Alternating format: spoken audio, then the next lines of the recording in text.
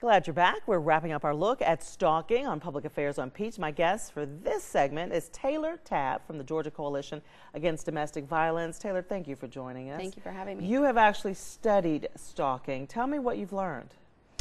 Yes, well, our focus is primarily on intimate partner stalking, which would be stalking that occurs between people who are either currently in a relationship or formerly in a relationship. And really what our information shows and what national research shows is that intimate partner stalkers can be the most dangerous type of stalker. Why is that?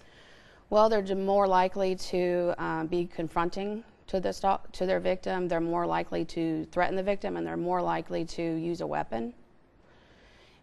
I really think it's about power and control. And they know them. They know them. It's about the intimidation. Right. Right. What kind of red flags should we look at if there's someone that you think may have some signs of just going to follow you everywhere? What kinds of things should you be on the lookout for? Well, I think what's important to understand about stalking is that stalking is a course of conduct. So when you think about it behaviorally or even in the law, like you have to show a pattern. And it's a course of conduct that would cause a reasonable person to feel fear. And so that's following you, showing up where they know that you're going to be, driving by your work or your school or your home, constantly checking in with you, text message, voicemails, sending unwanted gifts, letters, something called proxy stalking or third-party stalking, where they're trying to engage other people to find out where you are. Any type of surveillance, whether it be by watching you or by using technology, all of that is concerning behavior. At what point is it so serious, though, that you need to file a protective order against your stalker?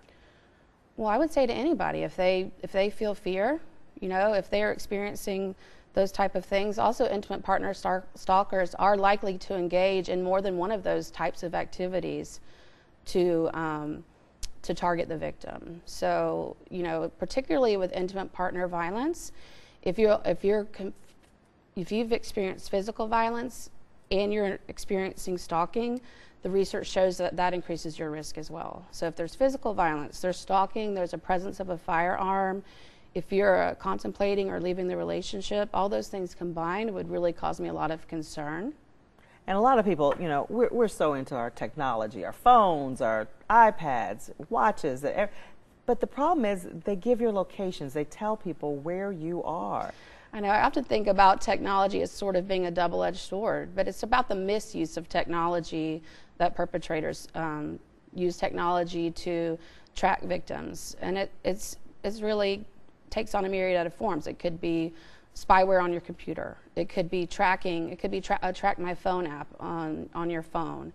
Oftentimes children are unwittingly used as proxy stalkers with technology if they place a tracking device on the child's phone or the child's laptop, or even watches you can do that with as well. So there are lots of resources online. If you think that you're being stalked via technology, there's lots of resources, technology safety plans that you can access online to help you try to figure out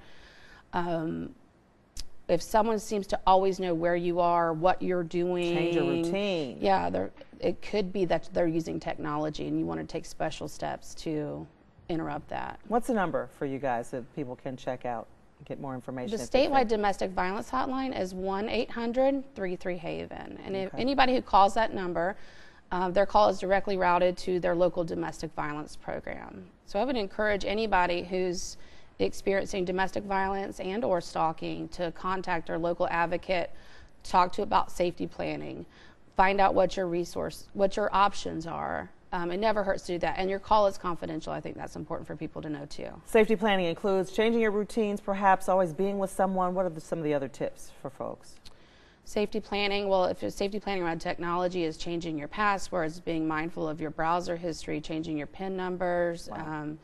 Making sure you have sort of an emergency stash of things that you may need, like birth certificates, anything that if you had to, leave on the run. And are you finding a lot of people are stalked financially? I mean, they want to hurt them, so they get in and do things with their credit cards, bank accounts. Yeah, I think financial abuse is part of it because it limits someone's mobility. If you've damaged their credit, it limits their ability to move. So people can utilize credit monitoring services. Like I said, if someone has access to your banking information, change your PIN, change your passwords. For joint accounts, find out what you can do legally in terms of trying to protect that money. But if you feel like you're being stalked, don't ignore it. That's the biggest thing. Don't ignore it. Don't just assume that. Don't assume that it doesn't rise to the level of a crime. If something's occurring and you feel fear, reach out because help is available. Perfect job. Thank you so much, and thank you for joining us on this edition of Public Affairs on Peach.